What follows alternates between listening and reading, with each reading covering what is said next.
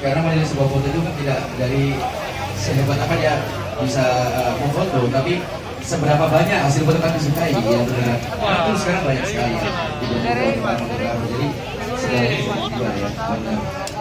Nah, teman-teman Karsa yang hadir di acara hari ini, pada malam hari ini, seperti yang sudah saya sampaikan, hadir di tengah-tengah kita ada Mas Eri Cahyadi. Selamat malam Mas, selamat buat Mas Eri Cahyadi.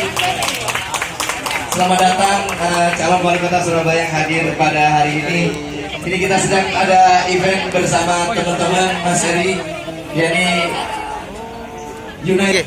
Kita akan di sini tentunya karena Makarsa ini adalah wadah untuk komunitas-komunitas dan juga penggerak UMKM lokal yang ada di Surabaya bisa dikumpulkan di sini. Tepuk tangan buat teman-teman yang sudah ada di sini. Dan sekali lagi terima kasih Mas Eri Cahyadi yang menyempatkan waktu untuk hadir di sini untuk melihat teman-teman berkreasi. Kalau ini jual, ini yang udah hilang nih Mas, pasti. Kalau zamannya Mas kan pasti ketemu kaset-kaset. Dan yang penggemar sendiri nih Mas kalau kaset-kaset.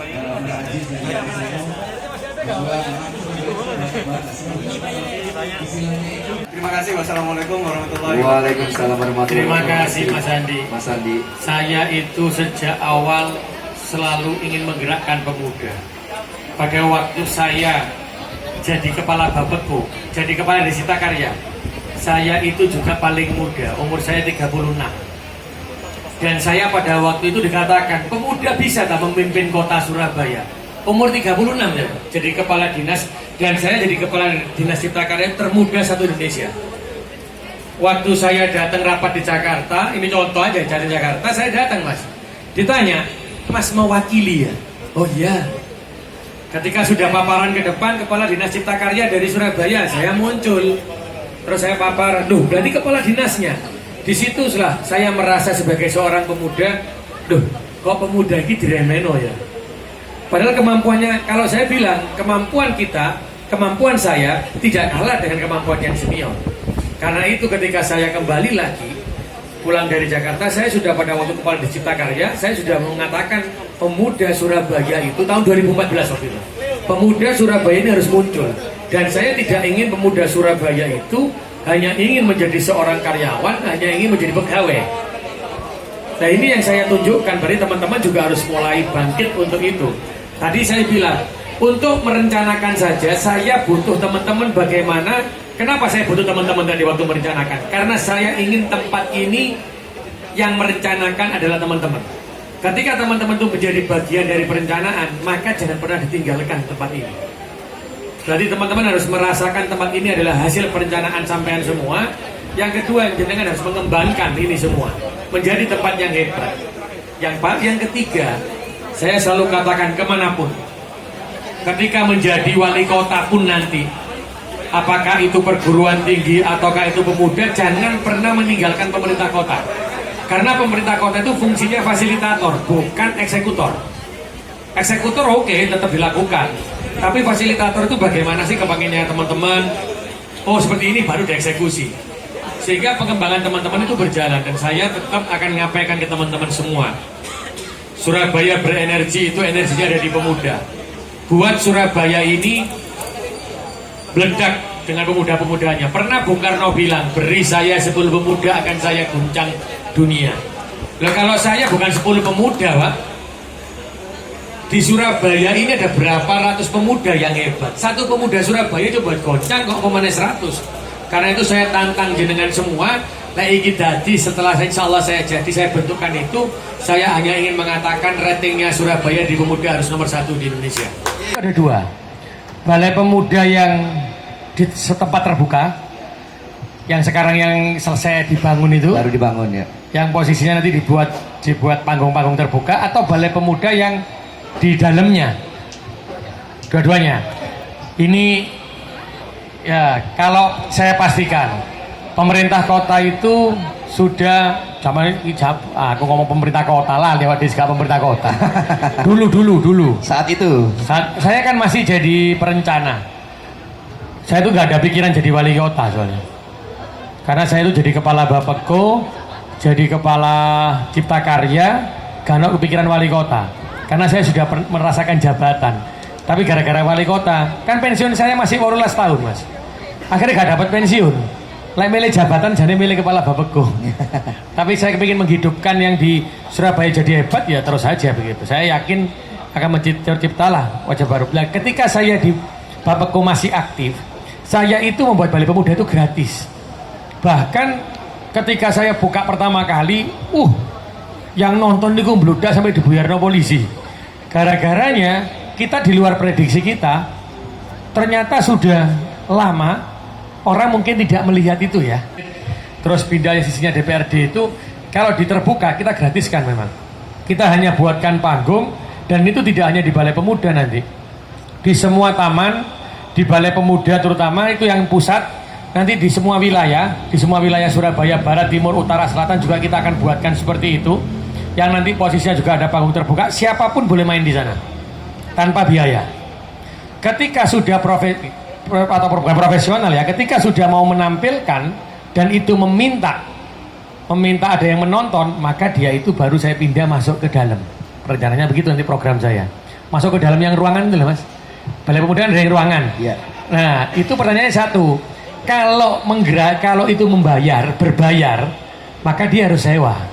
Kalau berbayar.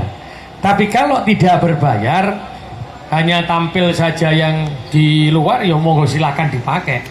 Saya pastikan kalau tampil di situ bayar, tak rubah aturannya mas. Tidak boleh ada yang bayar di sana. Karena ini tempatnya pemuda. Silakan berkreasi di sana.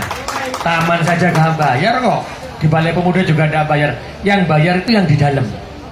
Ketika jenengan berbayar, ya maka harus berbayar. Jangan sampai ada yang berbayar tapi tidak ada PAD masuk. Iki duitnya nang sopo? Fitnahnya langsung melayu masuk nang wali kotae, apa nang dispartae, dinas pariwisata itu. Tapi saya pastikan gak ada bayar kalau yang di tempat-tempat itu. Sama itu mungkin kalau memang fasilitas tuh dibangun, mungkin kalau memang ada panggung atau tempat untuk panggung outdoor maupun indoor, ya kami harap sesuai pembangunan seperti stage itu sesuai selera anak-anak muda sekarang, biar secara penampilan, secara visual tuh juga mendukung band-band zaman sekarang ya. Terus di luar itu juga jika tempat pertunjukan itu indoor, semoga fasilitas alat itu disediakan meskipun kami sewa, sebenarnya tidak masalah asal terjangkau ya.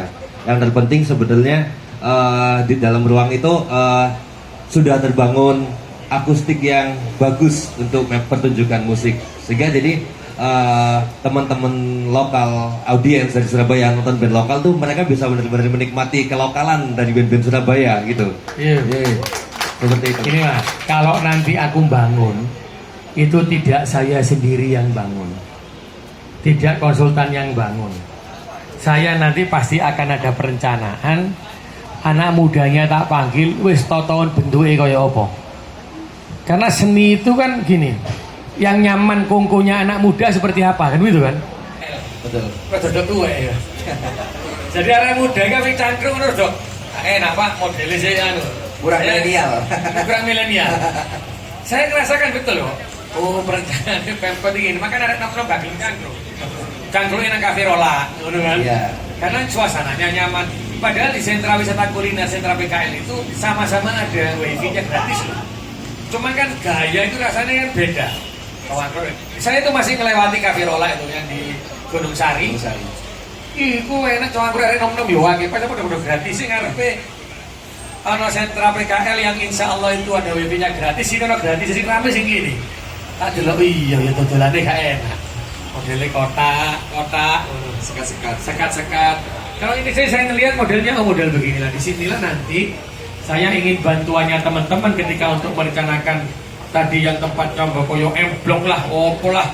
Yang pasti saya ingin tempat itu menjadi tempat yang nyaman bagi para pemuda. Nanti ketika saya buat perencanaannya sebelum saya eksekusi pakai nomor nang pemuda, iki wis pas apa dulu. Nanti kalau sudah pas tadi saya bangun, jenengan harus meramaikan di sana, dan di sana harus menjadi tempatnya pemuda, dan di sana kalau orang siapapun, kalau saya berpikirannya tempat itu bisa menjadi tempat wisata dari luar kota mau luar negeri, kalau orang negeri nang di sini boleh nomi ben-benani nang di sini dodolan nom-nom tenan-tenan muda di sana. Jadi kita punya lah. Kalau sekarang mungkin di situ dulu. Ini adalah kaos janji. Ketika nanti menjadi wali kota, maka ini yang saya tempel pertama kali. Amin. Karena saya ingin kalau gedung itu jadi. Tadi makanya saya bilang, Mas, mau ngerti ya pikiran saya mau buat kayak M-Block. Kita buat dulu. Berarti paling tidak hampir sama, pemikiran saya sama, jenengan semua hampir sama. Belum saya ucapkan, saya nggak berani banyak ngomong, tapi udah diucapin dulu. Instingnya udah. Instingnya udah. Nah, ini nanti yang menjadi saksi bahwa pemuda buat saya harus terus bergerak dan pemerintah harus menjadi fasilitatornya. Dilino dengan ini Mas Rio harus segera bangun sebuah bangunan tempat kumpulnya anak muda. Yeay. Ya. Boleh kalau izin berkenan bisa dipakai seperti anak-anak. Sementara tulisan nomor 1 ketutup dulu nggak apa-apa ya.